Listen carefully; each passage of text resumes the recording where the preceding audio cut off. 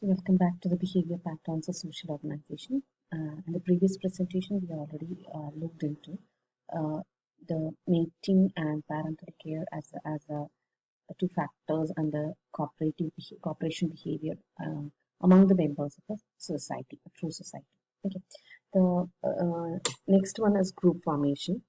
Um, as the name suggests, it is actually forming groups. Okay, so many animals they lead a solitary life. For example, most of the spiders, centipedes, etc. But in them, male and female cooperate only during the breeding time or the mating time.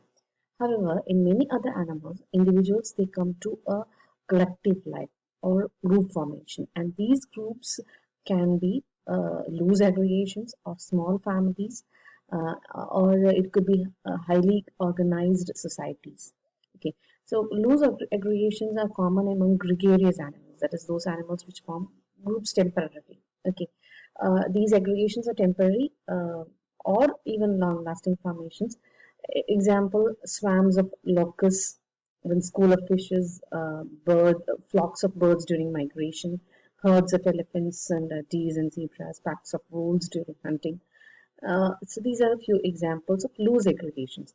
Now, some animals they live in temporary or lifelong families. A family is usually headed by a male.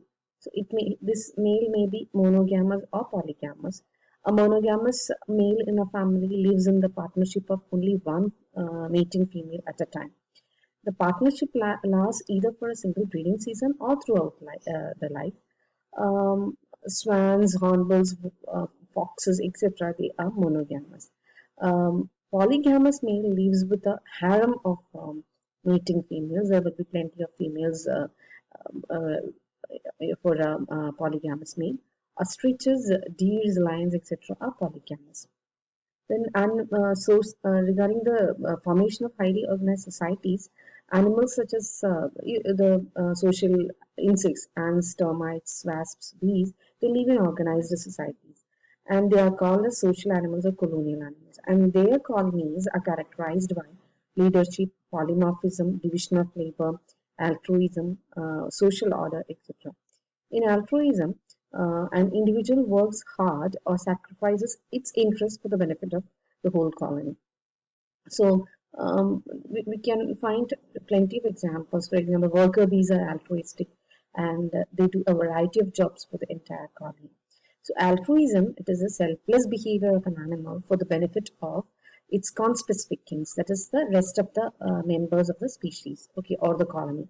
So this particular behavior, it increases the fitness and survival value of the whole colony without any contribution to the fitness and survival value of the individual which takes up the altruistic behavior. Thus, altruism is a typical case of cooperative social behavior in which an animal strives hard throughout its life and sacrifices its own interests for the well-being of the other members of the species or colony. Altruism increases the chances of its conspecific members for reproduction and multiplication. Similarly, it increases the survival potential of the whole group. Uh, Altruistic behavior is highly evolved among social insects such as bees, termites, wasps, and ants. And most members of these social insects are sterile female workers who never reproduce themselves but sacrifice most of their personal interests and dedicate their whole life for the well-being and safety of the whole colony. Um, the natural selection favors altruistic genes or the genes that promote altruism for the benefit of the whole colony or the species. Okay, the genetically related kins of the altruists, and this is known as kin selection. Kin means the relatives. Okay, so ability of the altruist to recognize their conspecific kins and to confine their altruistic behavior to them is known as kin recognition. So worker bees usually they like sacrifice their whole life. They take up the complete work of the colony. They defend the colony.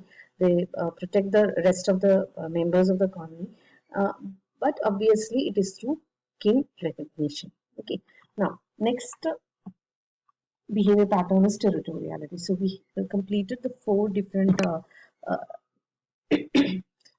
the types of cooperative behavior. We have the next is territoriality. As we have already seen in ecology classes, the territorial behavior shown by many of the animals, it is actually a form of defense of food sources, home sites, or other sources against the members of the same species, defending the home range.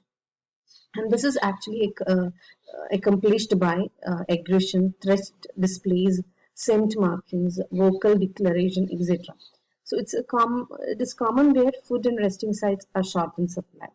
Every resident animal, they are restricted to a definite geographical area, which is referred as home range, and it moves about within the home range for shelter, food, and other essential requirements.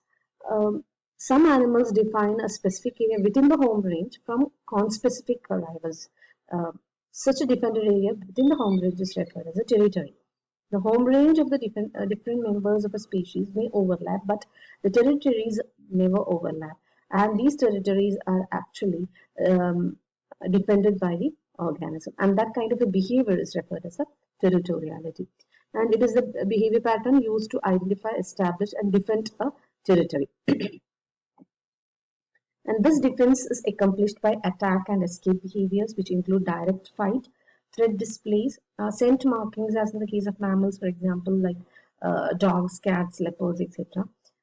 Then vocal declaration. It is in the case of birds. Okay, they make calls or songs, and they actually make others know that this is the particular territory. This is my territory. Okay, that is a kind of vocal declaration. Okay, and the size of the territories occupied by a species varies from season to season, and also from species to species also it varies.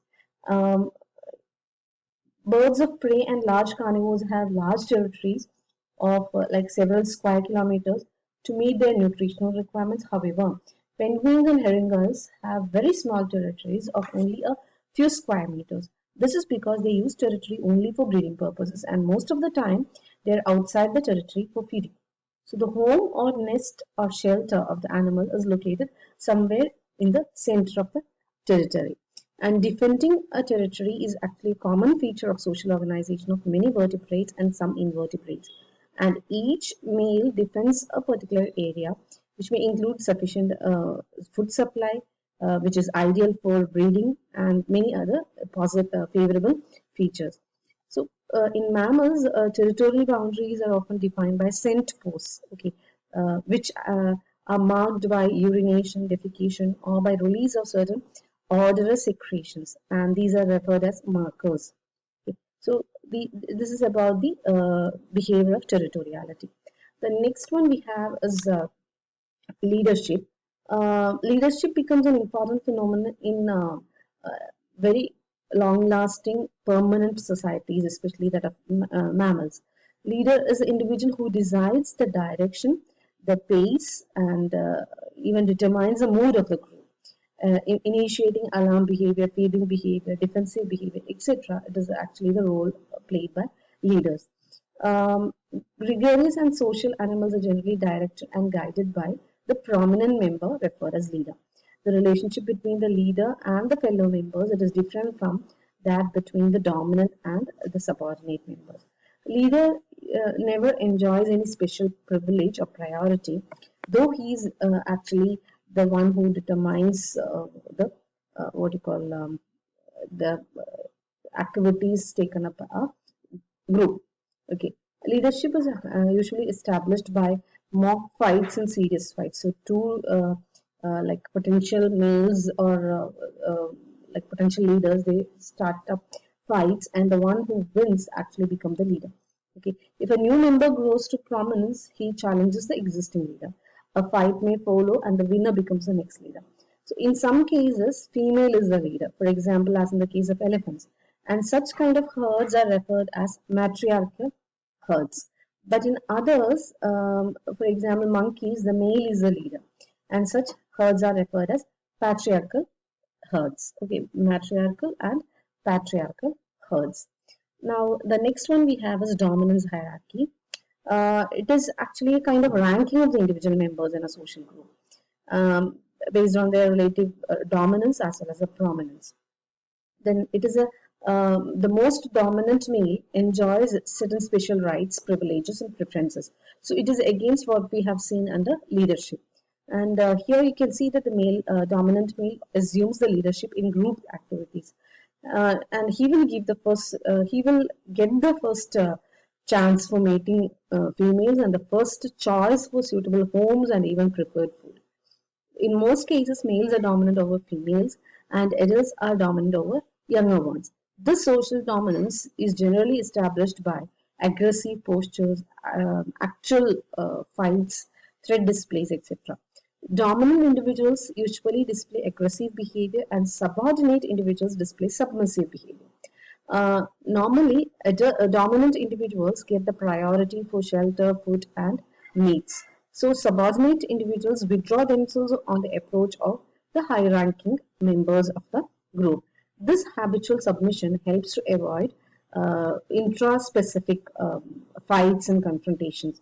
Social dominance is common among fishes, lizards, birds, wolves, goats, monkeys, apes, etc. And it is significant in that it maintains a discipline and social order among social animals, okay, even in gregarious animals. Okay, so this is all about the behavioral pattern of social organization, and the social organization actually helps to provide collective vigilance or alarm in order to sense dangers and to detect predators and enemies.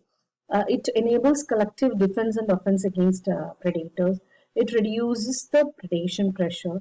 It promotes or increases the food finding ability and food collecting efficiency, enables members to share the food found by others, enhances the tolerance against the environmental extremes, then increases the chance for sexual reproduction, provides safety and protection to members via parental care, altruism, etc., and increases the efficiency for communication and information sharing.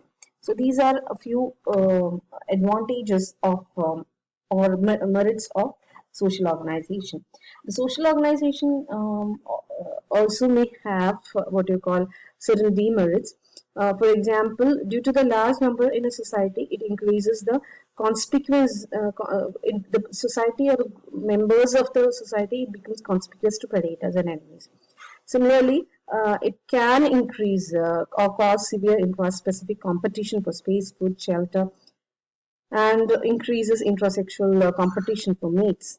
Then increases the frequency of inbreeding and chances of parasitic invasion, and also causes accumulation of waste and thereby contributes to like waste accumulation that can have impact on the environment. So these are the few features of social organization. So first, initially we saw what is social organization, the different types of social organizations, that is aggregation and true society.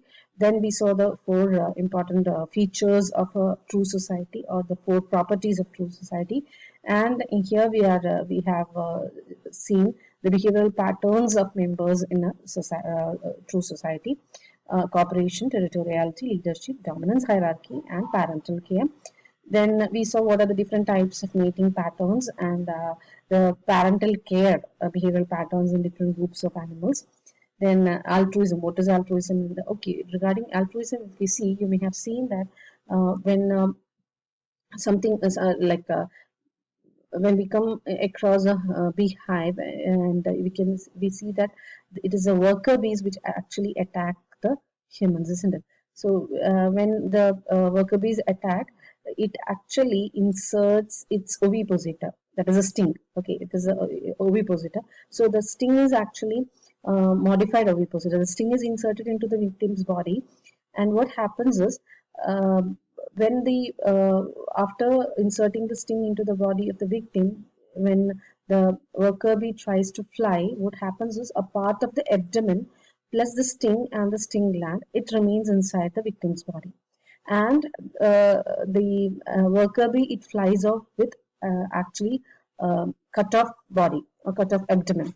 So it is injurious to the worker bee, and after some time the worker bee dies off. So it is an altruism, sacrificing for the whole hive. Okay. So similarly, when